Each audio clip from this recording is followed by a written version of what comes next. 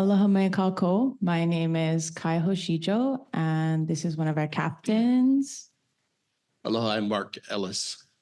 And we're here today to present a little bit about our experience on the Moananuiākea Voyage. Both of us are Polynesian Voyaging Society crew members. And while our voyage hasn't finished, we're here to share a little bit about some of the things that we're continuing from the year previous, because both of us, including a couple other crew members, presented last year. So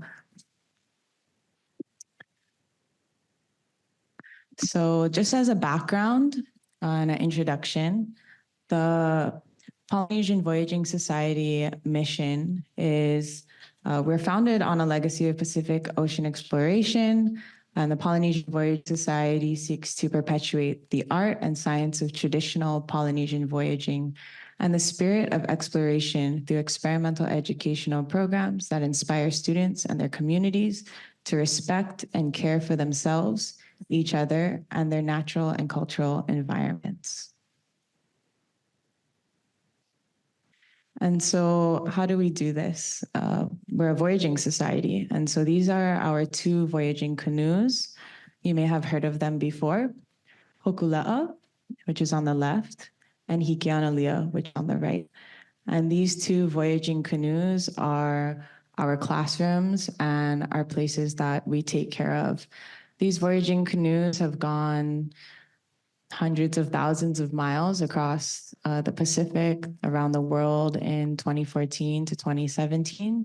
And we continue to voyage for our culture, for our places, for our homes, for our communities, to take care of one another on the canoe and off the canoe, and to continue voyaging so that we never forget our teachers and we never forget where we came from. So currently we are underway on the Moananuiākea Voyage. Moananuiākea is the Hawaiian word for representing the Pacific Ocean. And so Hawaiʻi, we're in the middle of the Pacific Ocean, right in the middle. So Moananuiākea is this expanse of this ocean that connects all of us, from all of our little atolls and islands to coasts and continents. And so our voyage, which is spanning from 2023 all the way now, I believe, until 2026, 2027, our voyage goal is to inspire, educate, and elevate a new generation of 10 million navigators of island Earth by 2026. And what does this mean? Well, it means that we are trying to connect with our family across the Pacific through our voyaging canoes, through sharing our experiences with one another and sharing space with one another. And so we're trying to inspire new leaders with preparation and courage to face the coming storms of the future and the resilience to meet the challenges of a rapidly changing world. And so a lot of this is tied to how we as Indigenous people across Moananuiākea adapt to changing climate, changing times, changing communities, and all of the things that have affected us over hundreds and thousands of years to still be here and to still support one another. And so this is our voyage goal, and we're underway. Our canoe is actually home right now. But that's a little background on Moananuiākea to start us off. And so this is a map of Moananuiākea. This is the home of Hokula'a, Hawaiʻi. And these were the proposed ports or the sail plan back when we first started our voyage, starting in Hawaiʻi, beginning in Alaska and going down the coast of the west coast of the United States. And this sail plan has actually changed due to changing weather and changing seasons. So this doesn't represent our current sail plan, but it's the most and best, I think, visual representation I can give all of you. And then Mark, did you want to talk about airports? Sure. So this is our, the Moananuiākea Voyage is a voyage around the Pacific, as you could see from that last slide.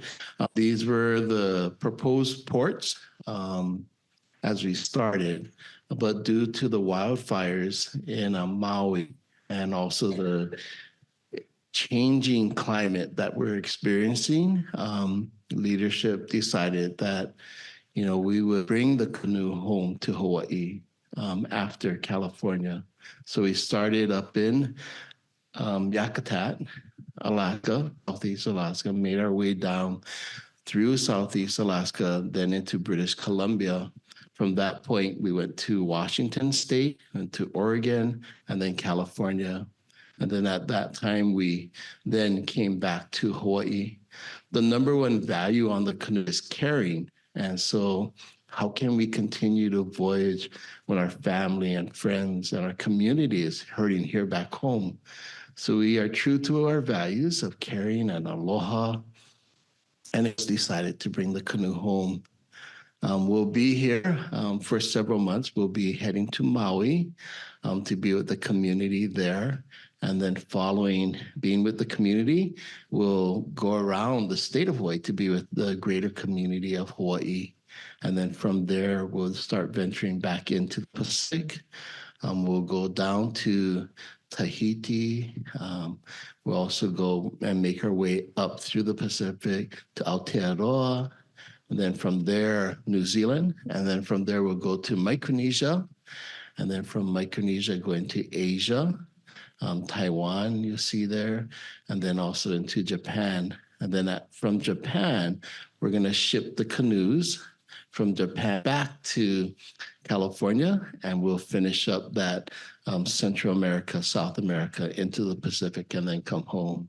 And so those are the most updated ports as of the other day, but it is subject to change because of weather. The canoe, one thing that we do is that we don't do things just haphazard. We do it based on knowledge, and then also we listen to nature. And so that's our ports. Sure. Okay, so the voyage is a platform for education and storytelling, as is you see on this slide. And as Kai mentioned, our mission of the Polynesian Voyaging Society is all about this support. And then the goal of the Moananuiākea Voyage was to create 10 million navigators. And you think of that, from a small deck of this canoe is 60 feet long by 20 feet across. How are we going to get 10 million navigators? And many of these navigators will never step foot on the deck of a canoe. But these navigators will be navigators for Earth and for their life. And that's where the change comes with education. We believe strongly that through navigation and through the observation skills, through the choices that we make, and through the decisions from those choices, that we can make a difference in the world. On the canoe, every day we make thousands of observations. We look at the ocean state, we look at the sun, the moon, the stars to help us tell our way. From those observations, we make those choices. How are we going to trim the sail? How are we going to move the crew around? Are we going to bring more crew members on to the deck or less crew members? And then at sunrise and sunset, during that time of day and night, we'll make those two decisions. On the deck of the canoe, those two decisions are, where are we on the face of the earth? And where are we going? Now, if we take that into the lives of our students or our learners or each one of us, they need to be able to understand observations and take that information in. And from that understanding of observation, make choices. What kind of friends am I going to have? What kind of classes am I going to take in high school? I've got a high school student right now, And she's trying to figure out what kind of classes, what does she want to do with her life? So what kind of classes or what kind of choices, what kind of friends am I going to have? And then from that, making those decisions. And those decisions are, where is she today and where she's going to head to? And so those are some of the things that we're doing with the Voyage to create these 10 million navigators. And imagine if we had 10 million navigators throughout the world and making all these observations, making all these good choices, which will then conclude to make good decisions. Another thing we're also doing is pushing out the way of a voyager. And we talked about it with the resiliency. To be a voyager is not a simple thing. You know, some people might think it's simple, but I'll give you kind of a quick overview. We get this canoe, you can see the deck, you can see it's very protected. So we have no protection. I was on this canoe from Samoa all the way down to Aotearoa, New Zealand, going into weather that was 40 degrees, and we don't have a heater, we don't have refrigeration. We don't have any of that. It's just a kind of a traditional canoe. And so it takes a bit of resiliency, but more importantly, it takes a value of caring for one another as crew members. You know, there could be 8 to 16 of us on this canoe. And the only space and the only privacy you get is that privacy and space that you give another person. And so that's why we teach these things of voyaging, that caring is so important, that through these things, we can make a difference in the earth. And so those are kind of the platforms that we're standing on right now for the education, is that these values that we learn. Now, voyaging isn't also something that's really safe either. At any given time, when we leave on a voyage, we could not come back.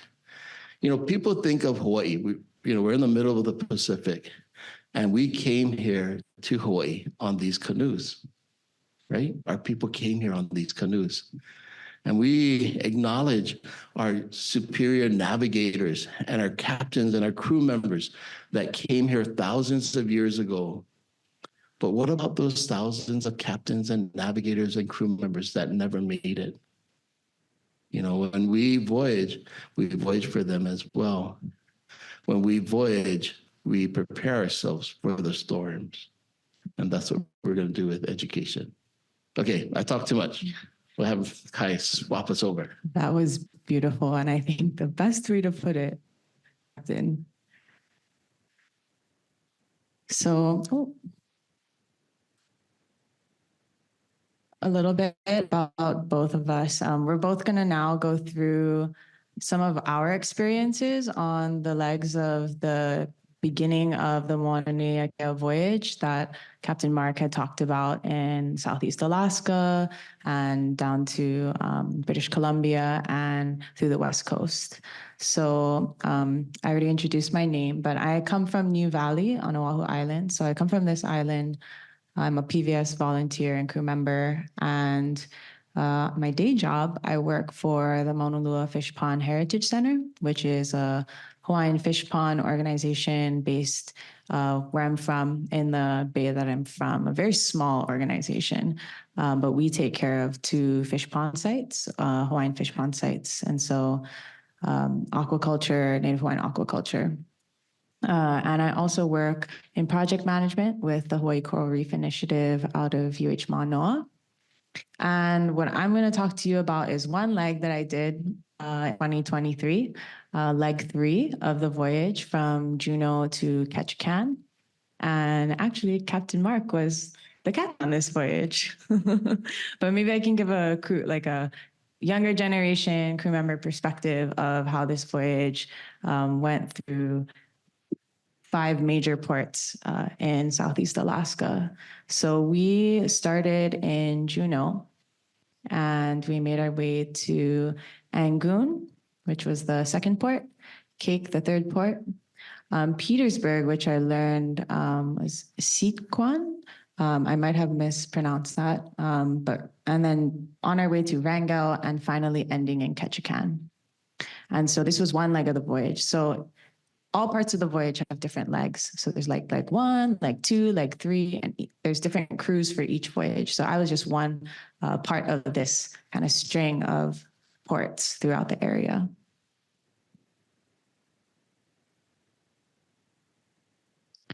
Okay. Oh.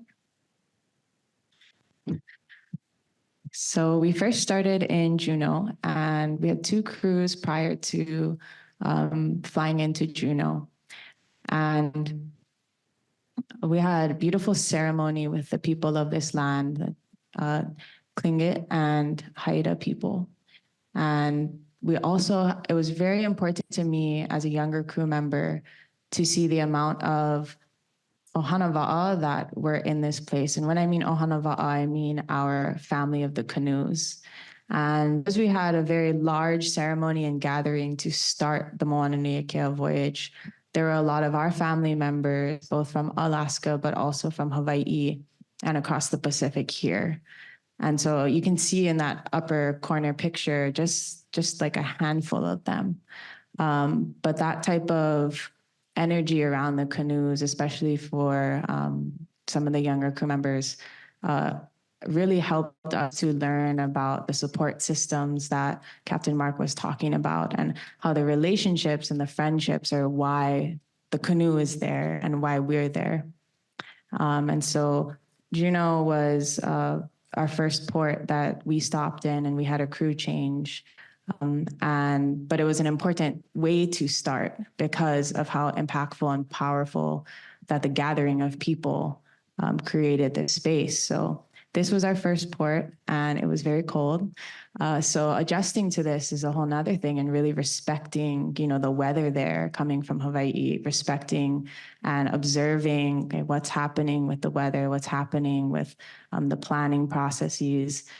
Even as just a crew member, like learning about those things is really, really important.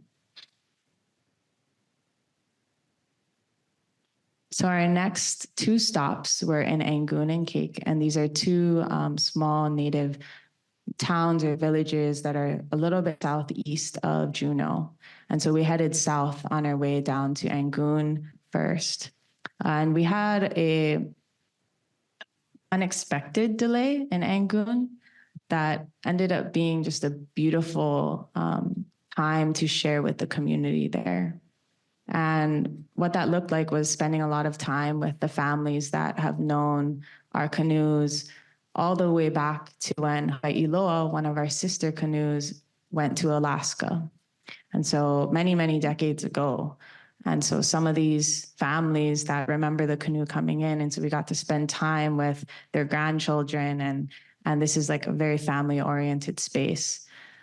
We were fed incredibly well. We were able to partake and be a part of their ceremonies and to really respect their traditions and spend time with them. We were blessed with amazing weather. And when you do spend time with people, the place that you're in, you get to hear stories. And these stories are incredibly important because these stories are the stories that the people value. And for you to listen and to be there, that's, to me, it was number one. And one of those stories was the bombardment of the Angoon family's canoes in 1883 by the US Navy. And this is a story that was shared also in Cake and in many other places, but also a story that we share with harm, done to our native practices. And so learning about this story, I remember talking to one of my fellow crew members. We have canoe paddle races here in Hawaii and Tahiti. It's a big, big, big sport. It's a big part of our culture, paddling. And so for us to imagine that since in the 1880s, that the people of Angoon didn't have their canoes for that long. They had one canoe left after they were bombarded. It was very, very deep for us. And so when we were there, we were able to take part in and witness an incredible thing, which was a canoe carved out by the students of Angoon. that they had carved out and launched while we were there. And it was their first canoe since that bombardment. And it was led by Master Carver Wayne Price. And what's so special about this is it was a part of their school, it was a part of their class. And to watch them be able to themselves take this canoe out is a changing and it's a choice, it's a decision in strength, despite the things that have happened to them. And so we know this and we share this, and we understand. And so to be able to witness the resilience of these people is really beautiful. And so you see that in the upper left corner of the launch of their canoe. We made our way to Cake after that, and so it's very close by. And while we were there, we got to witness large ceremonies again, and a lot of beautiful love and food and stories and time spent with all of the families there. And the stories that they share with you are very relative to all the other places that you've been, and you hear about people from these different places that are family of other places as well. And so you kind of get to understand that each place is connected, even though we are leaving port to port. And so we hear stories from fishermen, we hear stories from hunters, or just, the families that are there about who their cousins are, who their family members are. And so you begin to see that the water connects them too. And they have many, many stories about their canoes. And so what we're doing, is just a fraction of what has been done and what they are doing there in terms of connection.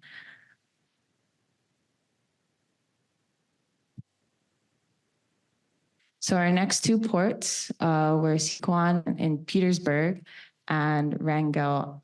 And these two places were incredibly beautiful because we had time to do a lot of educational outreach with a lot of the groups that were there. And so this looked like spending time with the community members at, they did a salmon bake for us in Petersburg, and we were able to share with them our star compass, which is the way that we navigate across the Pacific, and share with them some of the things that we're looking forward to as we continue to voyage in Southeast Alaska. We were also able to spend time with them in their places. And you see in the upper left photo of us just hanging out with one of our dear friends who shared a special place with us, and a special time of protocol. And so we moved on to Wrangell after this port, and we were blessed with beautiful weather the whole time. And we had temperatures of like 50 to 70 degrees and full sun. And it was just beautiful to come in and be able to see the coastlines and be able to see all of these places that are connected by this water, the waterways in Alaska. This is very different from Hawaii. We were able to visit some of their very historical places that they still use today. You see it's really small, but the cabin, this log house, not cabin, but a beautiful log house that when their ceremonies were being done, the voices and the collective voices echoed throughout these corners. And it was very impactful because you hear the pride in their culture, and we know what that is, and we share that as well. And so each place we go to, we have these moments and we take them with us, and it fuels us for the next port. But we know we have a responsibility to take care of those stories as well as we go on. And that's what that impact does to us.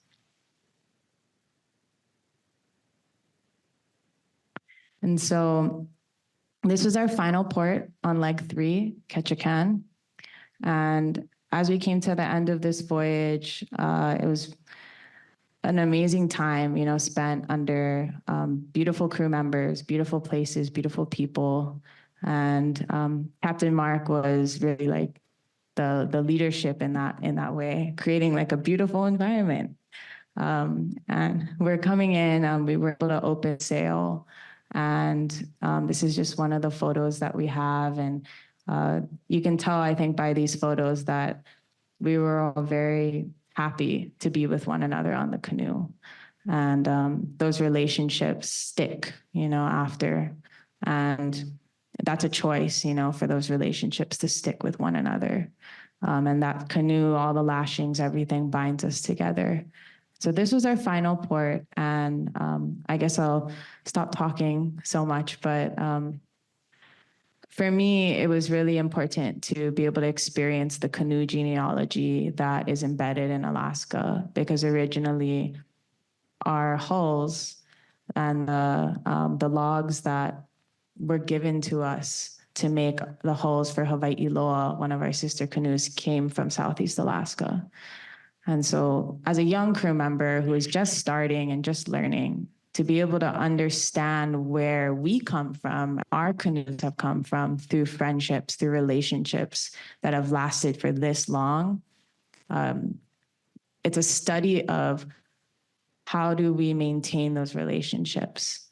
How do you create those relationships? And so kind of like how Uncle Mark was talking about, what kind of friends are you going to be around? Everything is a decision. And so studying that process of how those relationships and partnerships created and maintained going forward for the next 50 years, I think about, and I feel a commitment and a responsibility to continue that, whether it be small in my local community or large on the canoe, a global community. And that's, I think, the biggest takeaway for me from the experience of learning about our canoe genealogy in Southeast Alaska. All right. Awesome, right? The future is here. Okay. Let's see if I do this right. So I'm from Nu'uanu, Oahu. I'm a crew member with the Polynesian Voyaging Society, and I work for Kamehameha Schools. I'm a senior instructional designer there. And I was lucky that I got to do several ports or several legs of the Moananuiākea, starting up in Alaska, working our way down. Then I got back on in Washington State in Seattle, and then from South Seattle going down to California, and then making our way all the way down to Newport Beach is when I got off, and I came to see my family. The total days was about 100 days. I was away from in May to October, November. So, all right. So I'm gonna kind of just highlight some of the key ports. Now, when we voyage, our teachers told us, when you voyage to bring back gifts to your family and community. Our ancestors, those gifts of food or new lands. For today, I feel those gifts are knowledge that we bring back to our community and our family. So I'm going to highlight just a few of the ports and talk about those gifts. When I first got on the canoes up in Yakutat, far north, about 6 to 8 degrees north of the equator latitude.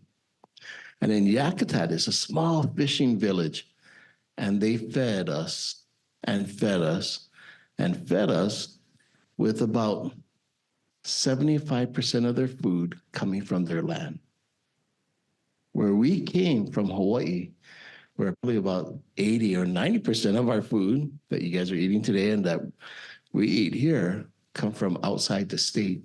So it was a really big flip. And for me, I learned from Yakutat was sustainability. We went through several ports, and then we got to Juneau, as Kai mentioned. And for me, it was a reawakening. When we talked to the Native Alaskans, they were grateful that we came. And they said, we're so grateful that you're here because you are reawakening us. Our youth, many of them didn't want to do the traditional things, but we told them, we've got to do it because this canoe is coming and they're going to do some cultural things, and we've got to respond culturally in a cultural way as well. And so it's reawakening their spirits is what they told me. So that's what I take away from Juneau. Our next port was Angoon. And this is a port. So from Juneau, Angoon was with Kaidam. And this is where she talked about that canoe. So imagine how important canoes are for Native people or Indigenous people. And imagine someone coming and destroying all the canoes. Everything gone. The only canoe that they had was a canoe with a family that went to see another village for a wedding. And that canoe didn't get destroyed because they're at the wedding. And so that canoe came back, and they talk about how that canoe was used 24 hours a day, every day. One family would come and take it, get their food. Next family would go out. And for them, they're starting to reclaim their culture and their identities and their ties.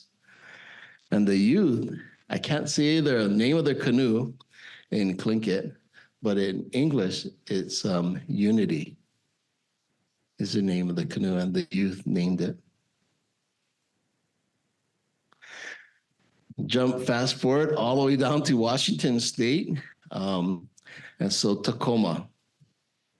And Tacoma wasn't originally on our sail plan. It was more of a port that we used as a transition port, but it became a port of people that really cared for us. We went there. You can imagine a bunch of Hawaiians going there, and we're not prepared. We don't know about cold weather, but we're supposed to watch our canoe. And these people came, and one Micronesian individual came. He's from Micronesia, living up in Tacoma, and he brought his boat, which was a boat, cruising boat, that we could have heat, and he had a heater on his boat. We were kind of parked in not the nicest part of Tacoma on the dock. And then we actually had a motorcycle gang that came, and they were kind of like our security to help us.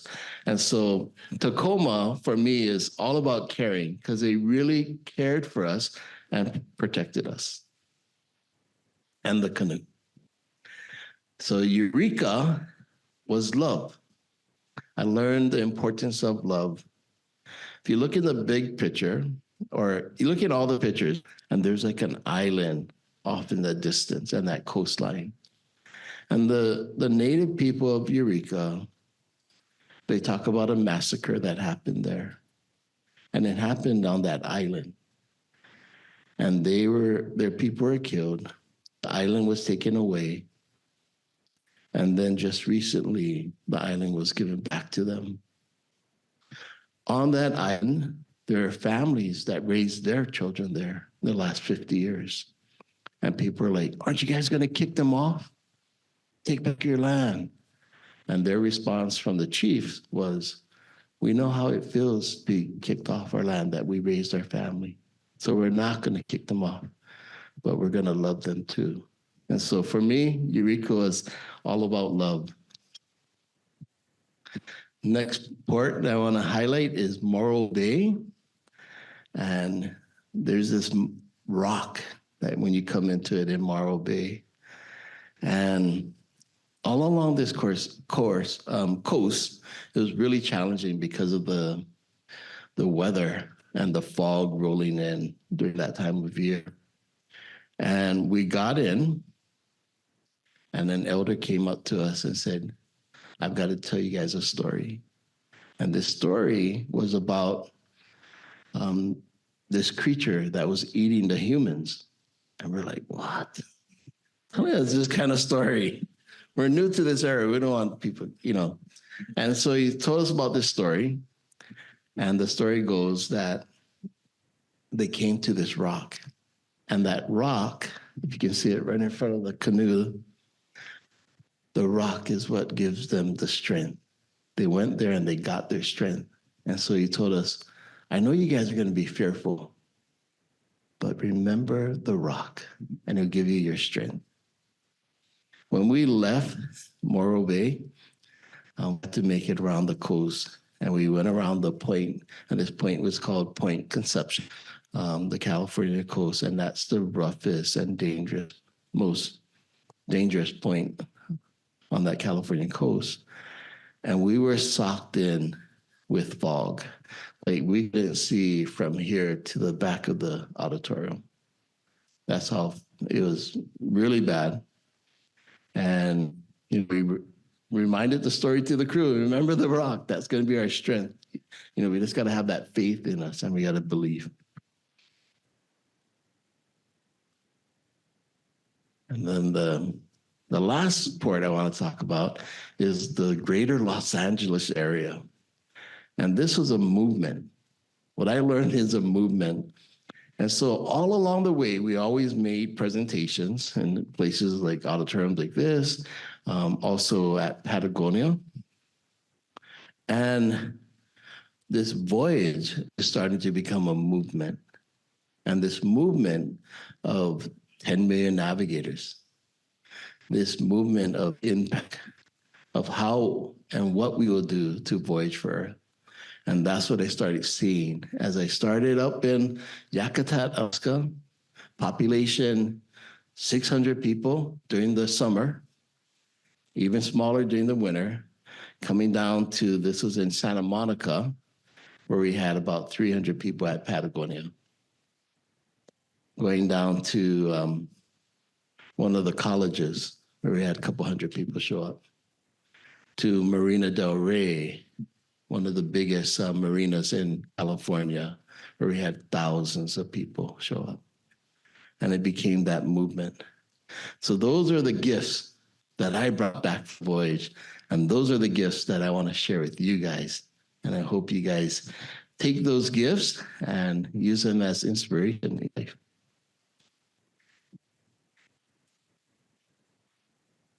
Okay, we're going to call back our friend. She's got some questions if you don't have questions. All right. Well, that was amazing. I just wanted to summarize highlights that I noticed.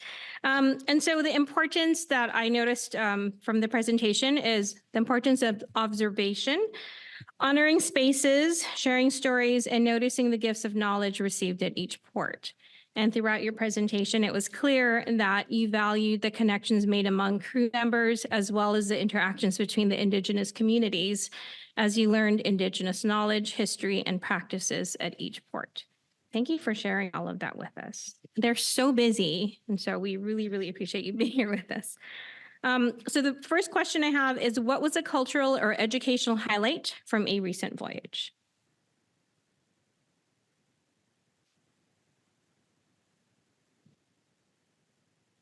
Would it have to be specific to the Moananuiākea Voyage No. or just Any. I think that the most recent time on the canoe that I spent, which was near Maui, when we took one of our canoes there to deliver supplies, was the most impactful because it was like immediate family and a really quick and fast and emotional mobilization to get all of the tasks done that needed to get done, and a lot of delegation, things moving really quickly, but for the purpose of helping and sharing and knowing that, in the hopes that our family on Maui knew that they weren't alone and that we were in some way, taking care of that relationship and that connection. And to me, in the most recent of voyages, that was the most important and impactful. Thank you, Kai. If you want to, or I can ask you a different question. Sure, I'll talk one about the Moananuiākea Voyage, and that was coming down the California coast again, coming down it was off of Oregon coast. And it was California, sorry. Oregon, California. They all kind of meshed together. We're coming down and we planned for storms. We planned. And the plan was, if a fog bank came in, we would head out to sea. Because they said the fog banks are only 6 miles wide at the widest. Well, we came to this fog bank, and it was about 150 miles. And we got reports from the National Weather Service, and they said, hey, this fog bank you can't go out to sea. You guys are going to have to go through it. And, so that education process of preparing for the storms and then now facing that storm. And it was pretty incredible. Nainoa, I wasn't the captain at that time. Nainoa Thompson, our master navigator and captain, he was the captain. And he was like, okay, everybody get up. And he kind of went through everything with us and said, this is what we're going to do. And this is how we're prepared. And this is our course of action. And so it made education really real. Very good. Thank you. All right. We're going to open it up. We have a couple of minutes if there are some questions from the audience for our panelists. All right.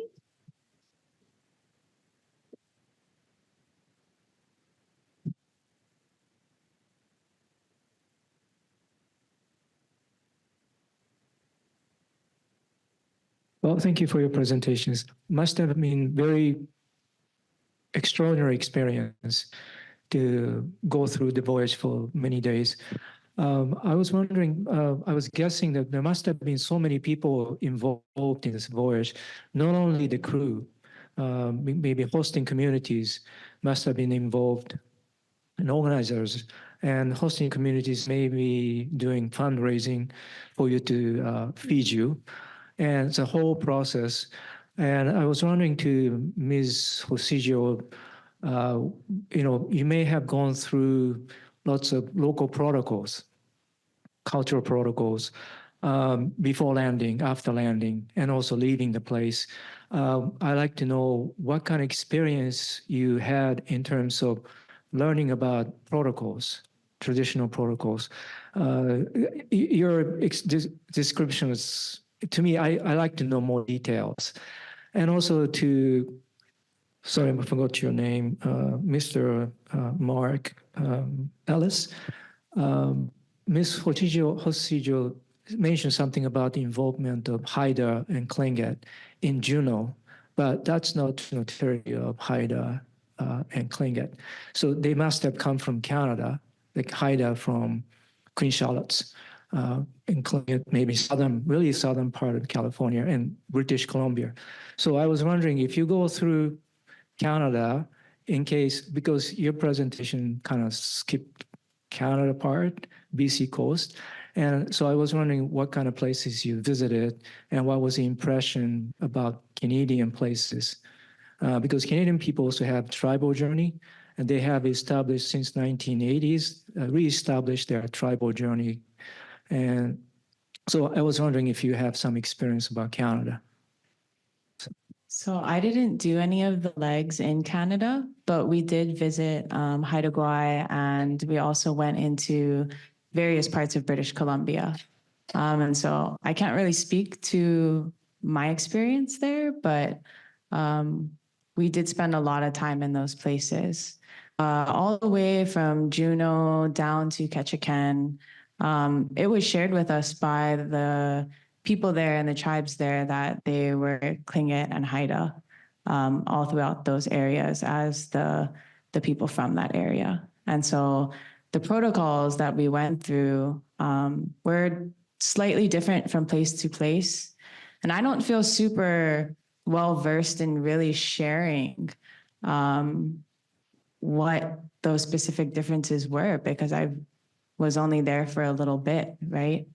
But I think that it's more of the unspoken, and it's like the filling of the space between place to place that is embedded in their practice and embedded in the exchange between our protocols and theirs.